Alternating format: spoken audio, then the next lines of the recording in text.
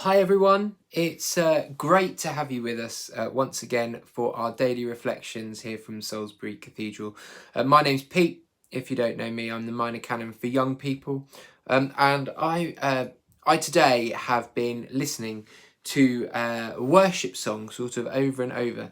This isn't my usual sort of cheery number today, but this is a worship song by a Catholic worship artist called Audrey Assad. She's fantastic American girl who writes some amazing worship songs, and it's really spoken to me. It's something that we're not really very good in sort of contemporary mindset, but also in some of contemporary fields of thinking about what it means to wrestle with faith, to wrestle with God, to wrestle with the emotions of our hearts and how the interplay of that. The song has these words in it, and these might be, if you like, familiar sentiments to some of you. Maybe not, but they certainly resonate with me. They say this, it opens up with, it says, all my devotion is like sinking sand. I've got nothing to cling to but your sweet hand. I've no clear emotions keeping me safe at night. Only your presence like a candle light. And then the chorus of the song goes like this. It says, after everything I've had, after everything I've lost, Lord, I know this much is true. I'm still drawn to you. I think why I keep listening to that song today in particular is because, you know, life doesn't always feel easy. Sometimes life feels like that sinking sand. Sometimes it just feels hard. And I think over this COVID time, it has felt like that a huge amount. I've just felt absolutely exhausted so often. Exhaustion that, to be honest, I don't think I felt in a very long time. You know, things changing so often. This, that, the other, you think you've got something sorted, then it moves. You know, there's a heavy sort of weight, if you like, of disappointment as our hearts and our eyes are open to look to the future, and then everything's reined back in again. You know, there's been heartache as we've seen pain in the world around us, as we've seen people in grief, as we've seen people struggling for jobs, for employment, being made redundant. You know, it just feels so heavy, so, if you like, full of fatigue. The struggle is just for every day, for getting through the day by day by day. And for me, that's mirrored some of my life with God. Some of my life with God has felt like a slog, has felt like hard work. Turning up to pray, something normally that gives me life, has just felt like sinking sand. I don't say that to say that, hey, I've lost my faith, but it is to say sometimes it just feels heavy going. I reflect a bit like the song that in those times I feel continually drawn to God.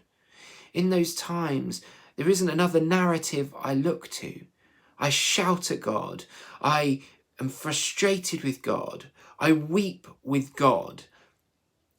I am drawn to God, that candle light. In our Christian journeys, we're often very good at talking about the highs, you know, the stuff of big revelations, the miracles, the transformations, the encounters, you know, things that bring life and fantastic. But actually, in reality, outside of the Psalms and in our modern discussions, we're not great at giving voice to the lament, to the confusion, to the isolation, to the distance, to the pain. We have that stiff upper lip thing of, yes, good morning, everything's okay, when people ask us.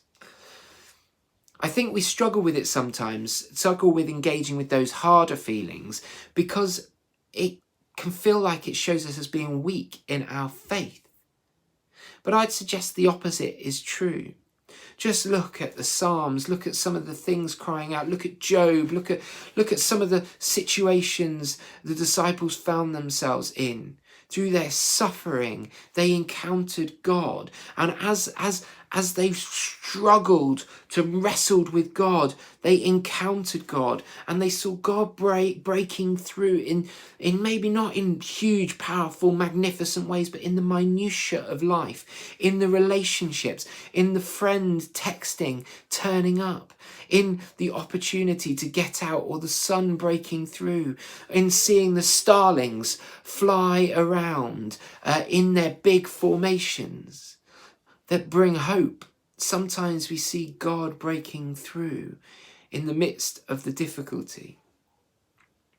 It's been strange, and perhaps I shouldn't have found it strange to me, but it's felt strange that, in the midst of the pandemic, we have seen huge numbers of people being drawn to God. People asking the questions of, why am I here? Is there more to life than this? Those things that race around us. Perhaps it's not unexpected. As we hit those hard feelings, we ask those big questions because we feel drawn to the bigger narrative, to the God who is present. You see, we all know really that faith isn't a comfort blanket that we wrap around ourselves as some sort of shield of protection from the hardship of life. In fact, Scripture tells us the opposite, As Christians, we do have those ups and those downs, but God is still present, walking alongside us. In the mist, in the fog, in the weight, in the isolation, God is there, whispering, carrying, standing alongside. I mean, if you want proof of that, just look at the suffering endured by Jesus. I wonder, maybe you're feeling challenged this season. Maybe life feels like a hard slog. I encourage you, call upon God. Call upon God in your heartache, in your brokenness, in your pain. Call upon God and tell him what is going on. Share it with him. This Christmas, I encourage you, reach out to God. Not God of huge power, but God who came vulnerable, quietly, in a stable. Vulnerable, a refugee in the upside down way that God works. God of the suffering. God who knows what it is to walk the walk. And so I close with these words of the chorus. After everything I've had, after everything I've lost, Lord, I know this much is true. I'm still drawn to you. God bless.